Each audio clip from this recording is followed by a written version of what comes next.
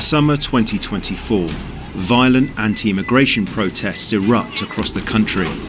He's gone from being a defender of the law to a defendant in a multi-million-dollar drug case. The new boss of ANZ has wasted no time, moving quickly and brutally to axe thousands of jobs in one of the largest mass redundancies in recent Australian corporate history.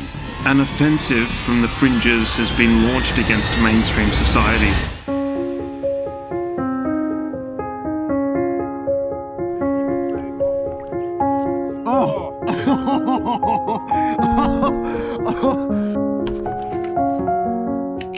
We're living in some really strange times right now. I don't know if it's just the advent of social media and its ability to sort of perpetuate populist ideas, or whether or not we're genuinely heading for some kind of catastrophe.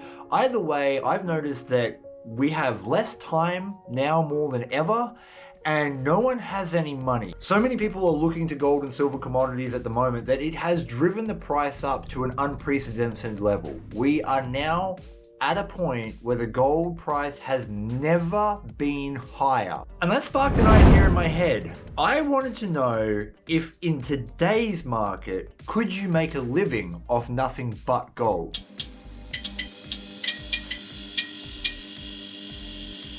Gold is currently sitting at $177.66 Australian per gram. And for a little bit of perspective, if I wanted to buy a cup of coffee today, which would cost me around $5.50 Australian, I would only have to find 0.03 grams of gold. It's basically nothing. That's the kind of gold you can find in the poorest gold fields relatively easily. But this is where it gets crazy. The median Aussie salary, not the average, the median, which is a better reflection, is $1,396 per week. But that totals out at $72,592 per year, or 7.8 grams of gold per week. If you can find 8 grams of gold every single week, you are making more than the median Australian. And so I'm going to put it to the test. I'm going to go to the creek for 8 straight hours and do a full day's work on an area that I've never worked before, looking for fine alluvial gold. And I'd intentionally handicap myself with both equipment and location so that I can get a better reflection of results if you were someone who is just getting into this. This is literally all I'm using in my entire challenge. I'm using the cheapest black plastic pan you can get. These cost 10 bucks. This is a snuffer bottle. This also costs 10 bucks. The most expensive part of all my equipment is my shovel. This thing costs $50. You can buy a shovel at Bunnings for 10 bucks. So in total, I was running a $30 equipment setup. Pan, shovel, and snuffer bottle. I know this creek has gold in it. I know this creek has good gold in it, but I've not worked in this spot before. The most realistic example that I can do for this video is coming to a spot that I don't know where the gold is. We've got to find it together, because that's the reality of it. Most of the time when we go to a creek, we only have a limited amount of time and we probably don't know exactly where the gold sits. The time is just about to go 10 o'clock, and in order for me to get my full work day, it means I've got to finish up at 5. Let's get some perspective on the equipment I'm using. I hadn't just chosen the little pan I was using because it was cheap. It was also much smaller than the standard pans I normally use. These little pans really only hold about 1 full shovel worth of dirt, but I think it's the most realistic pan that most people would start with. That smaller capacity limits my ability to move a lot of dirt, and moving dirt in the gold game is how you get more gold. I also chose not to use a classifier for similar reasons. Oh, the first pan looks like it was a bust. Classifiers help gold panners in 2 ways. By reducing the large stones and clay balls in your pan, it's quicker and easier to pan down. And it also concentrates the amount of pay dirt that you can fit in any individual pan, essentially meaning you move more dirt. These high banks of earth here are why I chose this spot, because that is ground that hasn't been processed by the old time. So far though, I've only found a couple of tiny nano dots just there. The other piece of equipment I was using today was a bucket. That had nothing to do with my prospecting and everything to do with my paydirt business, and was not giving me an advantage in any way, shape or form. If anything, it was slowing me down a little bit. I don't normally like hard, fast edges like this where you got bedrock and fast water, but sometimes you get lucky on them. So I still check them. Well, we've got a couple of cool garnets, but they're not going to pay the bills. They're not getting me anywhere near $100,000. Over the course of the next hour, I followed the black sand and the garnets back to where gold started to appear in better numbers. This area though looks promising. There's lots of bedrock and we've got lots of gravel. This is a prospector's #1 tool. It's called tracing. Remember, you're not trying to find a deposit. You're simply following trace back to where deposits are. We haven't found a deposit, but we've found what's called trace. This is what I use to find deposits. Stage 1, look for trace. Don't look for a deposit. Stage 2, follow trace. There is 4 little specks of gold there. Not a single dot, 4 little ones. You're not going to get rich off 4 nanodots, but 4 nanodots will lead the way. I think it's got potential. Now that I'd found a little bit of gold, it was time to poke around the area more thoroughly and try and find if there was a higher spec count that I could work consistently for the rest of the day. I mean, it looks like good soup. Oh, we got more black sand. And with our trace producing more black sand and gold at the same time, I had high hopes that something would be in this area. I always get a little bit excited when I see black sand like that in my pan after doing my initial test pans, because it's where the heavies are accumulating. So if there's going to be gold, it's going to be near the heavies. Are you kidding? One little flake. I rarely get stressed about not finding gold at this part of the day. The stress comes later when you haven't found anything. I'd worked my way upstream over a distance of around 800 meters in the last hour and a half. Having paid close attention to the size and quantity of both black sand and gold, I was able to follow it back to what I assumed was the start of a deposit. You really do have an Apple AirTag on my car, don't ya? Yep. Well, he arrived on the good pan. I found a spot. Look at the garnets. Whoa, look at that gold. Whoa, the trace is getting better. More exploring is needed. But for now, that is very good trace. If it was just off the surface, I wonder what else there is. Gadsy. Obstruction. A rock. This is where I found it. It goes down. If I get my spoon, you follow it down. That's all rock. It's all rock. And it drops off. I've got it from out just there. Because it's one thing to get one nice flake. It's a completely different thing if it keeps happening. Consistency is more important than richness when it comes to gold prospecting. I would rather have 200 pans of 10 specs as opposed to 3 or 4 pans of 50 specs. And this is the sort of deposit that I just stumbled across. Alright, pan 2, repeatable, be repeatable. Yep, another nice chunky piece of gold. That's a really nice crunchy bit. That size will add up. With the first hour and a half of my workday taken up by following trace up the river, I'd finally found an area that had potential. And on my third pan, that was proven to me. As I dug a little deeper and accessed a clay layer, the gold got good. Gadsy and I both got gold, and it's been consistent, which means that somewhere here, there's probably a deposit. The dead center of this channel is all bedrock, and I wish the water was clearer so I could see the bottom, because there's going to be pockets of gravel down there that are going to be holding gold. This gold is consistent as every time I take a pan off the bedrock, I'm getting gold like that. I mean, if I don't find anything in the next maybe 2 to 3 hours that's deposit worthy, I'll just continue working this and we'll still get a good result. Oh, you're almost there. That's a good pan. That's the best pan we've seen of the day. But you'll get quadruple that in a single pan here. I think Gadsy's gonna have a really good day down there, and I know that I am too now. Our trace has finally led us to more substantial amounts of gold. Physically, gold prospecting is a difficult thing to do for extended periods of time. Panning just like this is going to on average burn around 400 calories every single hour, which is certainly one of the barriers to entry when it comes to doing this as a full-time job. Physical fitness, but also where you live. I live within a reasonable 30-minute commute of most goldfields around the northeast of Victoria, and the goldfields I live near also produce a moderate amount of gold. We're getting better flakes. I don't know, it's like occasionally you'll just pull these pans that are, well, they're not ridiculous yet, but they've got beautiful pieces of gold, just like your dog that you should give a scratch behind the ears for. The commute to the goldfields is not the only thing to take into consideration. This is a weather-dependent hobby. Driving heat, rain and cold are all reasons that will prevent you from getting into the creek to find gold. You got enough shotgun pellets in there? No. You mean you're getting some decent spec counts though? That's still about double what I was getting on that edge. With those things taken into consideration, I would view this less as a full-time job and more as a part-time. I think it's conceivable that most of us would be able to do somewhere between 16 and 20 hours a week on a job just like this. And I am starting to find the really nice gold. That is what we're talking about. This is all on public land. Like, believe it or not, this is a public land creek. You could come here. I'm not going to tell you where it is because that would be rude of me. But you could theoretically find this spot and come work it. Look at the garnets that are in there. I can't even see red and I can see them. One shovel.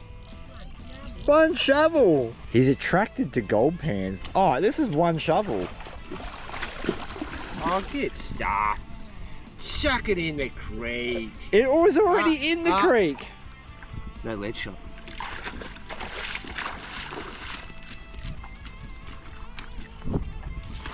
Oh, come on, knee. Just because you're broken doesn't mean you don't get to work. I just remembered I'm only 2 hours into 8 hours. Yeah, I'm going to 5. So I gotta pace myself. I've got enough beef jerky though, so we should be good. Whilst we weren't on a Bonanza City, a few things are about to happen that would make us feel like it. Gold in every pan. I mean, these aren't legit pans.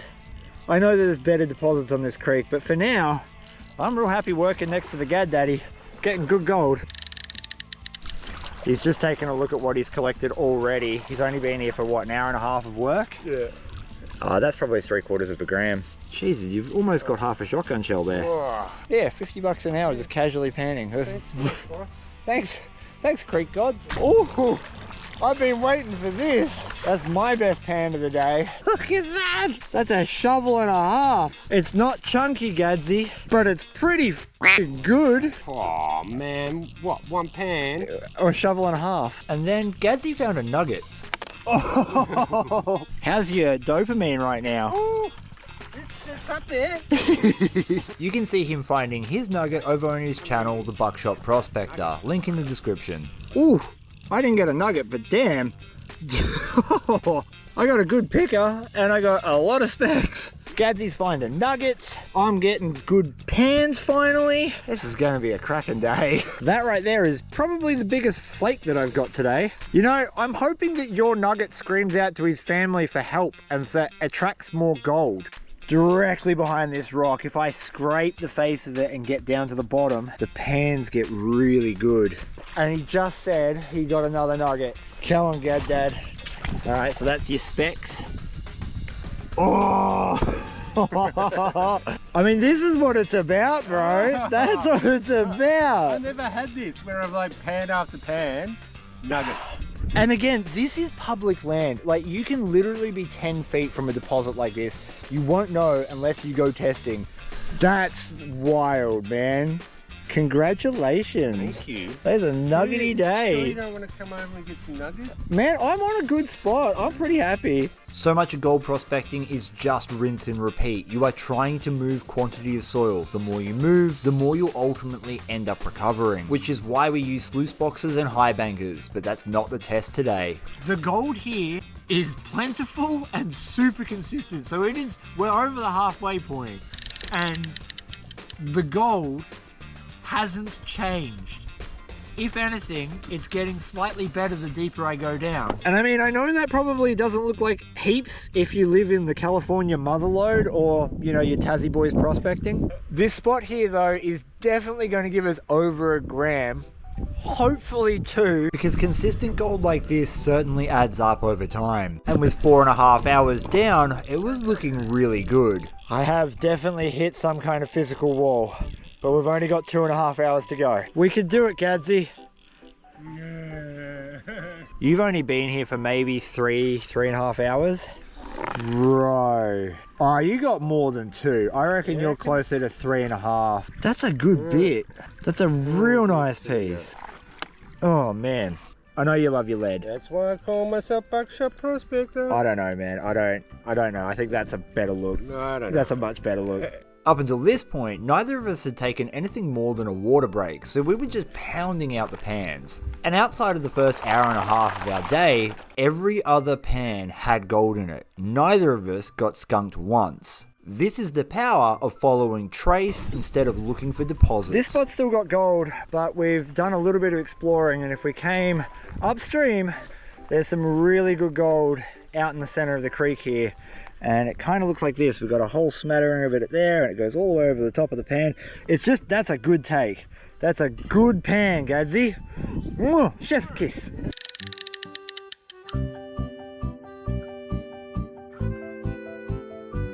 Big, shiny, golden bucks.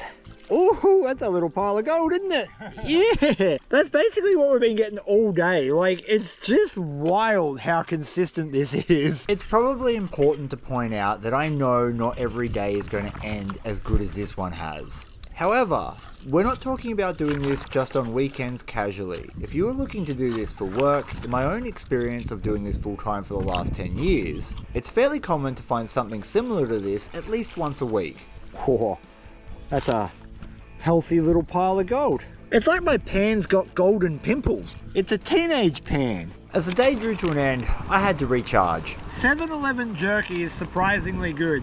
You're like, oh, 7-Eleven jerky, that's not going to be good. Actually surprisingly good. Alright, it's actually, it's above average. It's refreshing. It's like a gin on a hot day. It's juicy too. It's big and it's juicy. Powered by jerky to get through the last hour of work, we set about trying to scrape up as much as we could with a little bit of energy and time we had left. But I mean, part-time job hours, you know, 16 to 20 hours a week. I reckon you could probably make a good red hot crack at that. 16 to 20 hours a week might add another $300 to $600 in your bank account. And I mean, if you're doing part-time work, you could fit that in, provided you live on the goldfields. Ooh. For just a moment there, I thought that was a nugget, but it's a really long bit. That really got my juices flowing, that. I mean, it's a nice piece, but I really thought that was going to be a nugget. I got nugget brain now, Gadsy, thanks. We've got about 30 minutes left. I just got the biggest piece of the day for me, which is still no candle to Gadsy's bit, but I'm pretty damn happy with that. That's a good sized picker. And eventually, my full work day was up. It's 5 o'clock. We got gold all day except for about the first hour, hour and a half where I was test panning looking for where gold was. I think this is going to be really good. We had a quick sneak peek at it at around 2 o'clock and it looked really good, but I've added a lot more gold since then. 8 hours of work. Oh, baby. That's a small pile of gold right there, ladies and gents. That is a small pile of gold. Try and get it in the sun. Oh!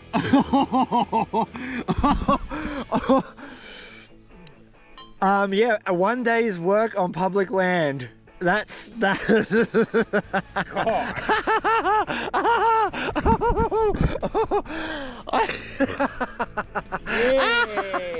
Oh, I don't have words. That's enough. Creek boss pays well. Damn, that's... what do you reckon? I don't know. That's some. Look at that long one that you got. That's the one I thought was a nugget. I was like, oh, there's a nugget in my pan, but there wasn't a nugget. Like... That's a full day's prospecting, right? So that is what happens when you get consistent gold all day without pause. Yeah. Oh my God. I knew today had potential because this area is public land, but it's not hit as hard as some of the other areas. But it's harder to prospect. Oh. This area is way harder to prospect than places like Reedy Creek. As I tell everyone all the time, you have to dedicate time to prospecting. Forget about working it. Don't start your day thinking, I'm going to find a big deposit and it's going to be great. Just start your day with, I'm going to test and see what's around for a couple of hours. I'm just going to, even if I find gold, I'm going to move on and I'm going to keep looking. And that right there is why I tell people to do that. If you want to help support the channel, check out theoldmoldy.com.au where we sell nuggets and paydirt and gemstones and other cool shit. And thank you to all the patrons who jumped on over the last month, as well as all of you guys who have been supporting me for a number of years. Without your support, these videos literally would not be possible. Without going on an hour-long ramble, I understand that there is a lot of nuance in doing something like this. With that being said, if you live within a reasonable distance of a gold field, there is a chance, or at least a possibility, that you could do this as a part-time, maybe even a full-time job, just based off what I've experienced in my own life. I'm not saying to go out and do it, because I can guarantee you from personal experience it is one of the hardest jobs you'll ever do, and it's either feast or famine. When it was all said and done, my 8 hours managed to recover me that much gold.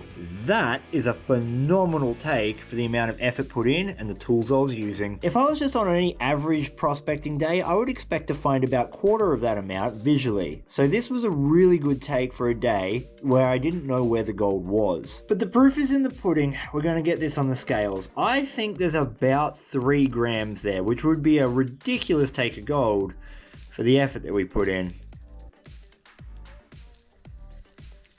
3, way over 3. 3.5, there's a little bit more in the tray. 3.55. For those wondering, that would buy you 118 coffees. That's worth $624, and I did that in just one working day. That is the exception to the rule, but even if you got one of those days every week, it would mean that the rest of your week you could cruise along looking for more deposits and probably still work up to the median Australian wage, if not more. So should you quit your job and become a gold miner? I can't make that decision for you. That is a decision that you need to make based on your circumstances. All I can tell you is, in the right areas, the math does work out. It won't be easy, it will be a very hard physical job, but it is possible now because the gold price is so high and it looks like it's going to go even higher.